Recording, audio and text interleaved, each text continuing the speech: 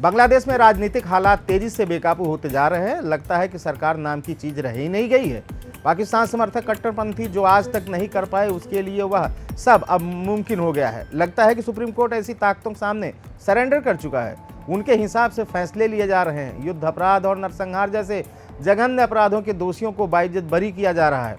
मोहम्मद यूनुस अपनी कुर्सी बचाने में लगे हैं और जमात-ए इस्लामी जैसे संगठनों का जैसे पूरे सिस्टम पर कब्जा हो गया है। बांग्लादेश की सबसे बड़ी अदालत ने जमात-ए इस्लामी जैसे संदिग्ध कट्टरपंथी संगठन के एक बड़े सरगना एटीएम अजहरुल इस्लाम को पूरे सम्मान के साथ रिहा कर दिया है। वह 1971 के मुक्ति आंदोलन के दौरान मानवता के खिलाफ अपराध का दोषी था और उससे सजाए मौत सुनाई गई थी। रिपोर्ट के अनुसार एटीएम अजहरुल इस्लाम मंगलवार 28 मई 2025 सुबह केरानीगंज स्थित ढाका सेंट्रल जेल से बाहर आया। वैसे भी इलाज के नाम पर बांग्लादेश की मोहम्मद यूनुस सरकार ने उसे बांग्लादेश मेडिकल यूनिवर्सिटी हॉस्पिटल में महीनों से दाखिल कर रखा था। अजहरुल इस्लाम कोई आम अपराधी नहीं है। उसे इंटरनेशनल क्राइम ट्रिब्यूनल आईसीटी ने 6 दोषों के लिए मौत की सजा सुनाई थी। ये नरसंहार, हत्या, अपहरण, प्रताड़ना और अन्य जैसे मामले थे। लेकिन ये कुख्यात अपराधी को बांग्लादेश के सुप्रीम कोर्ट की 7 सदस्यीय बेंच ने आईसीटी के फैसले को पलटते हुए सर्वसम्मत से सभी आरोपों से बरी करते हुए रिहा करने का फरमान सुना दिया। इस बेंच की अगुवाई खुद चीफ जस्टिस सैयद रफात अहमद कर रहे थे। इस चौंकाने वाले फैसले के बाद बांग्लादेश जमात-ए इस्लामी की ओर से जो प्रतिक्रियाएं है वह इस संदेह की ओर इशारा करती है कि बांग्लादेश सुप्रीम कोर्ट ऐसी कट्टरपंथी ताकतों के सामने लगता है कि पूरी तरह से सरेंडर कर चुका है। बीएसएस न्यूज़ की एक रिपोर्ट के अनुसार बांग्लादेश जमात-ए इस्लामी के अमीर डॉक्टर शफीकुर रहमान ने इसके लिए अल्लाह को शुक्रिया करते हुए कहा कि आज हम उन लोगों को याद करते हैं जिन्होंने जुलाई क्रांति में अपनी जान दी। हम उन लोगों को भी याद करते हैं जो घायल हुए या अपंग हो गए।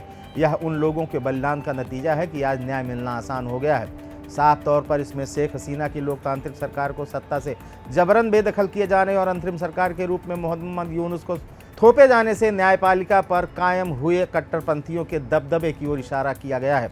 बांग्लादेश के कट्टरपंथियों की गिरफ्त में जाने का आरोप कहीं न कहीं बांग्लादेश के कुछ छात्र संगठन भी लगा रहे हैं, जिनमें ढाका यूनिवर्सिटी के स्टूडेंट्स भी शामिल हैं। एटीएम अजहरुल इस्लाम को बरी किए जाने के खिलाफ उन्होंने तत्काल प्रदर्शन भी किए।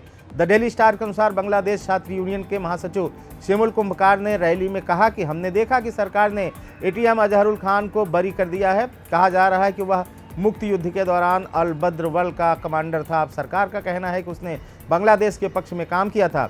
इस तरह की कहानियों के जरिए 54 साल बाद फिर से इतिहास लिखने की अंतरिम सरकार की कोशिशों की हम निंदा करते हैं।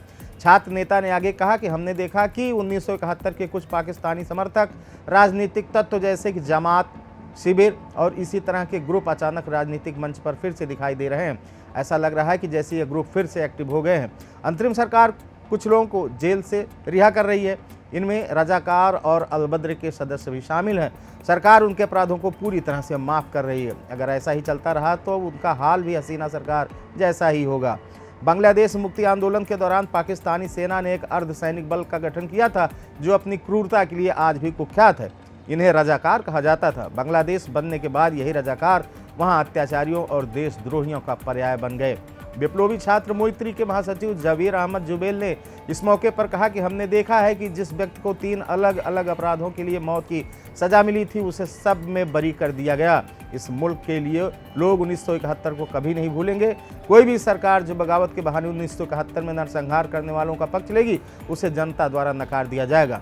जो भी हो, बांग्लादेश के हालात एक बार फिर से 1971 की ओर बढ़ते दिख रहे हैं और भारत इसे नज़रअंदाज नहीं कर सकता। भारत को वहां की गतिविधियों पर चौकन्ना होकर नज़र रखनी होगी, क्योंकि अब यह भारत विरोधियों का प्लेटफार्म बन चुका है। खबर में यही तक। आप देख रहे थे अनादि टीवी डिजिटल। दीजिए इजाजत।